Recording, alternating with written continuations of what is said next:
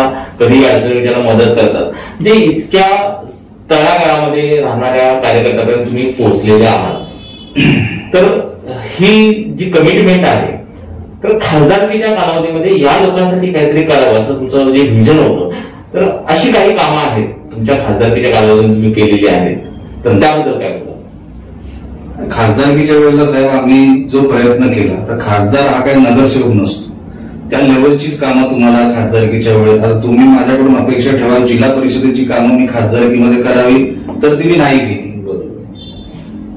मी महामार्गासाठी प्रयत्न केला, त्याच्यातला एक टप्पा पूर्ण केला सिंधुदुर्गामधला, आणि 274 कोटीची तरतूद तेव्हा मिळत नव्हती. त्याच्या सगळ्या त्या तरतुदीला हे करून म्हणजे तरतूद करून आपण ते रस्ते पूर्ण केले.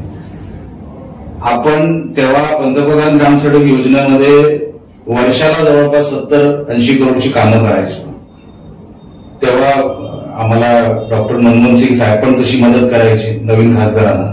प्रचंड पैसा त्या काळात इंदिरा आवास योजना असेल, आता सगळ्या योजनांची नावं बदलली, तेव्हा इंदिरा आवास योजना असेल, खूप लोकांना ग्रामीण भागामध्ये घरं, टॉयलेट वगैरे आम्ही स्वतःच्या खर्चाने असतील, सरकारी योजना असतील, आम्ही तिथपर्यंत पोहोचवल्या. म्हणून हा जो कनेक्ट आला की शेवटचा माणूस माझ्यापर्यंत येऊ लागला, कारण आम्ही त्याला तिकडेच भेटायचो, त्याच्या अडीअडचणीला त्याच्या जवळच जायचो.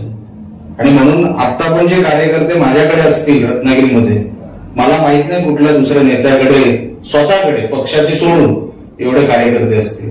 आणि म्हणून तो एक वेगळा प्रेम मला ते मिळालं कार्यकर्त्यांकडून.